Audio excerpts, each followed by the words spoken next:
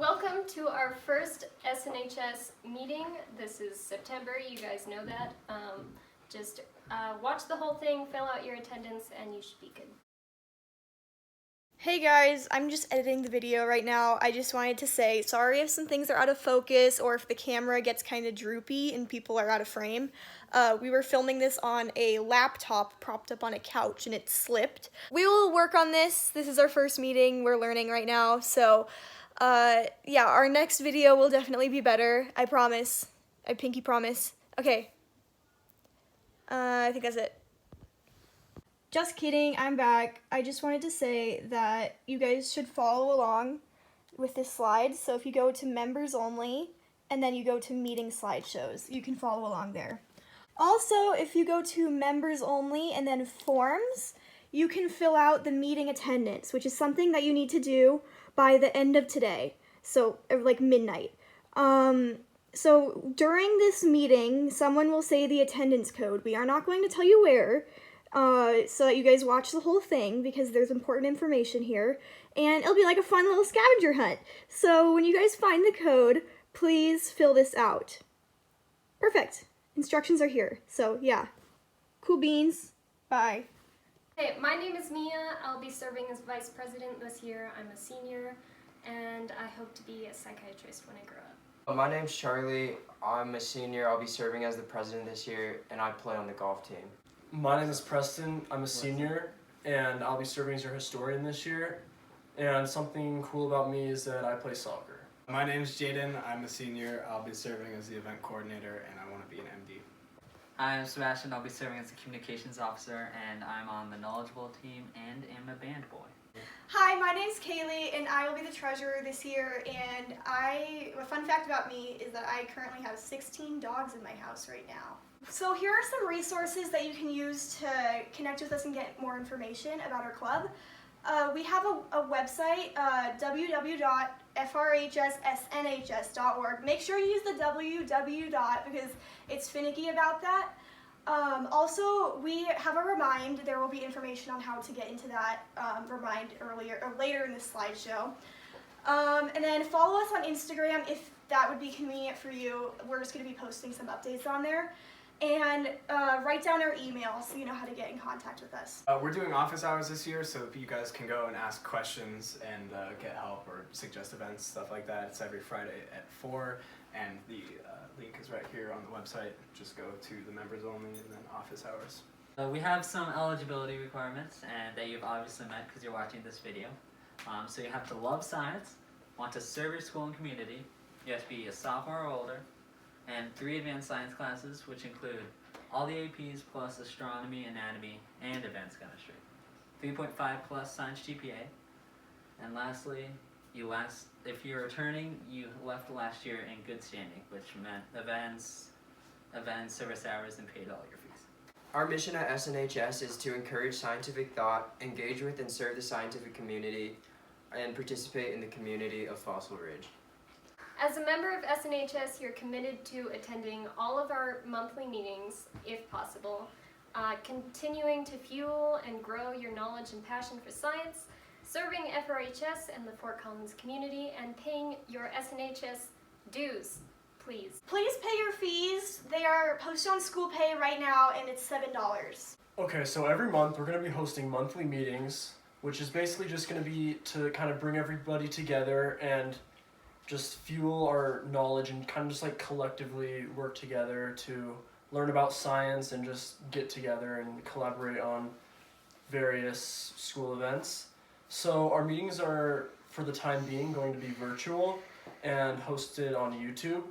And yeah, if you're not able to view them, they're all going to be posted on our website, and we're excited to see you guys there.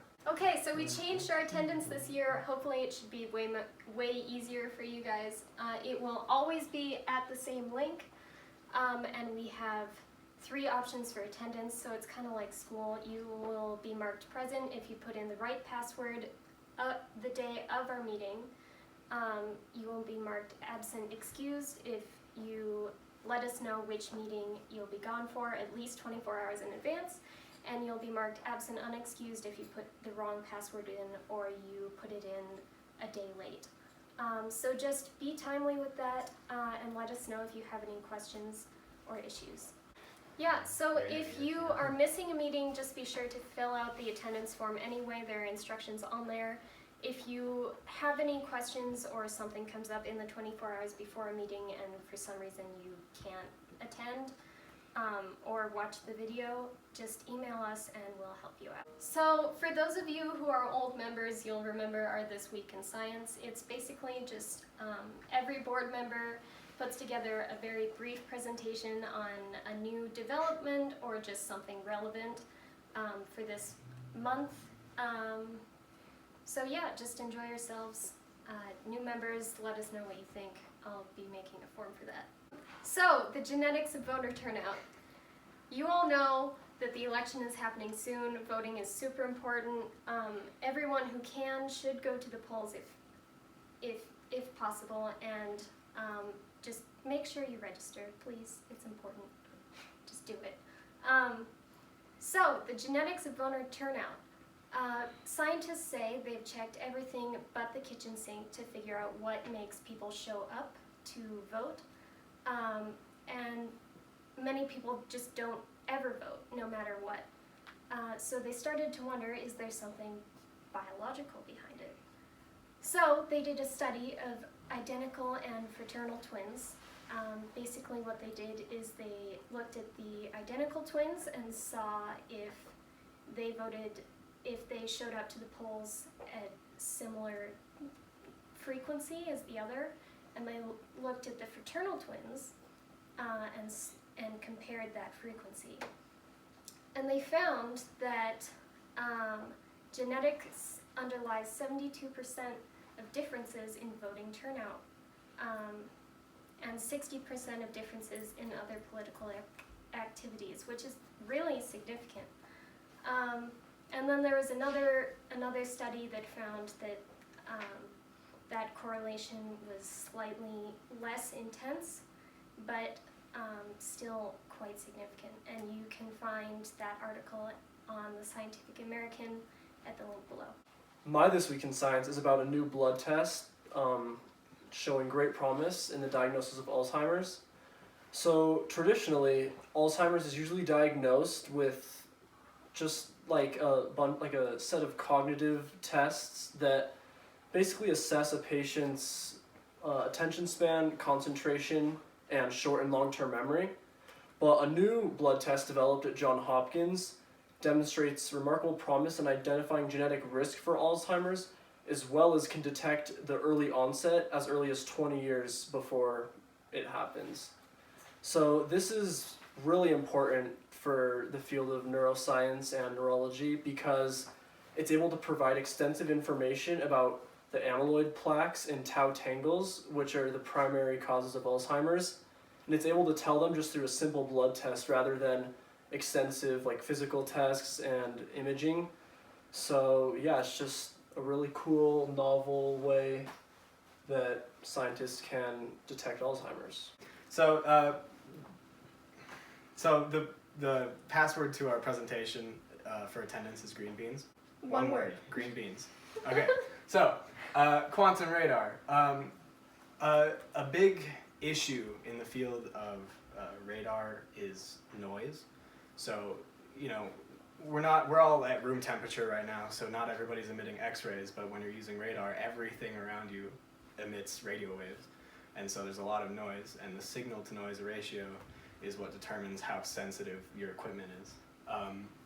This new idea developed by an MIT electrical engineer basically involves using quantum entangled radio particles to basically reduce or increase the signal-to-noise ratio.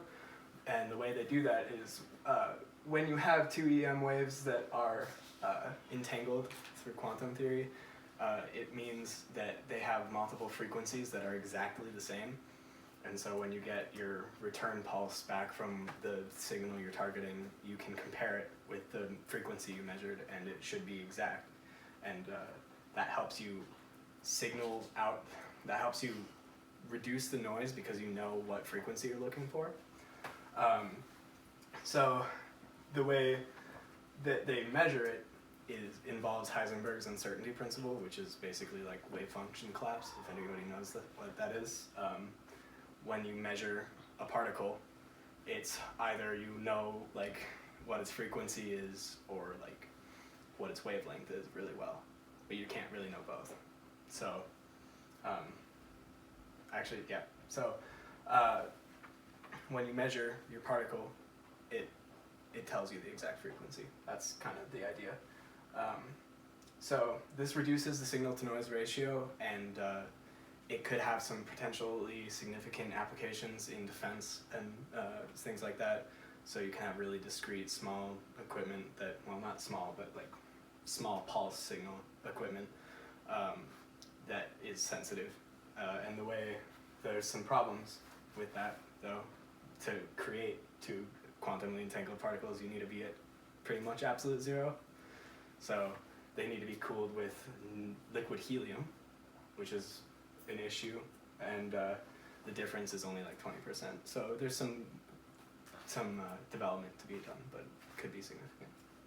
So my This Week in Science is on the evolution of puppy eyes. As you can see, here I have my puppy, Missy. She is a great example of having cute little puppy eyes. Here you go. If you have a dog, try making eye contact with them because they will likely raise their eyebrows to try to make their eyes look bigger.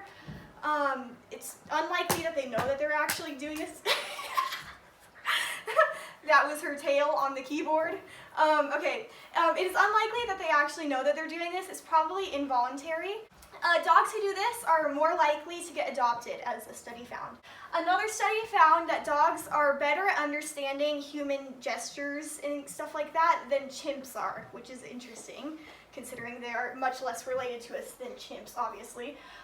So there's two muscles that they found that dogs have that are more prominent than wolves. Levator anguli oculi medialis, which is large and prominent in dogs, but it is actually absent in wolves. And then there's another one, it's anguli oculi lateralis, which is smaller and more variable in wolves, but it is much more consistent and large in dogs. And it makes their eyes appear more like a human eye, apparently. This is Missy, and then this is Chip. If you are interested in adopting Chip, he's my foster dog right now, so let me know. So for my This Week in Science, I'm going to be talking about the process that most likely led to the creations of organic molecules. So basically there's a design that scientists created that allowed them to combine hydrogen and carbon dioxide to create an organic molecule, which is obviously done in humans and plants but they need energy to make it happen. And this is the first time it's been done without a supply of energy. Which means that kind of is the way the first organic molecules have likely been created. So basically, it's formic acid and then you can see the reaction that occurs here and then image as well. And this could possibly mean that this is actually a pretty simple, straightforward way that organic molecules are obviously created. So it's entirely possible, especially at the moons of like Saturn and Jupiter, that this may exist as well and can pretty much easily be created. And it can also help in environmental science fields because they're looking for more ways to reduce the carbon dioxide, and basically this process can help with that as well. My This Week in Science is about a link between fructose metabolism in the brain and Alzheimer's. So some new research done at the CU Anschutz Medical Campus proposed that Alzheimer's may be driven by overactive fructose metabolism in the brain. And they hypothesized that Alzheimer's is proliferated by Western culture, which has resulted in excessive fructose metabolism in the brain. So fructose is made mostly through endogenous production, which greatly depletes the mitochondrial energy levels, and neuronal glycolysis cannot make up for this loss in energy, which means that cerebral energy levels as a whole generally become lower. So as a result of this, neurons in the brain will lose their function and viability, which then leads to Alzheimer's. So this is important because it can allow new treatments to focus on inhibiting fructose production in the brain as a novel way to treat Alzheimer's. So I'm going to basically explain how we engage in our mission and service and events. So basically you will need 8 hours of service to remain in the good standing, and the link for the hour log is right there. And tutoring, so it's worth hours, and then events will be, it's like trivia night would be about 3-4 hours, and they'll be coming out soon. We'll have, and then in order to be recognized for graduations, like the cord, SIT cord that you'll get, and to be invited to continue membership if you're not a senior, you need to be in good standing at the end of the year. So we're creating a new idea for the tutoring program this year by having the tutors apply. So applications are open right now until October 4th, and you're getting 30 minutes for applying because we made a kind of a long application. But don't let that deter you, because it's important. Tutoring is important. There's a link under the tutoring tab. It's very easy to find on our website. And once you get accepted, we'll be having a training where we talk about what the program is going to look like, and then more information will be out soon once we know how many people are applying. So here are some service/event opportunities that we have in the works. One, of course, is tutoring. We are also going to be doing a trivia night in partner with Mu Alpha Theta, second quarter. And we still want to take our annual trip to the museum in Denver, but we're not really sure how that's going to work yet, so that's to be determined. So you can visit our website and look at the rest of this list for volunteer opportunities. We will have our presentations all posted on our website. So some final things before you leave this meeting are to join the Remind. Just text at FRHS-SNHS to 81010. Put our email into your phone if you have any questions. It's FRHS123@FRHS-SNHS123@gmail.com.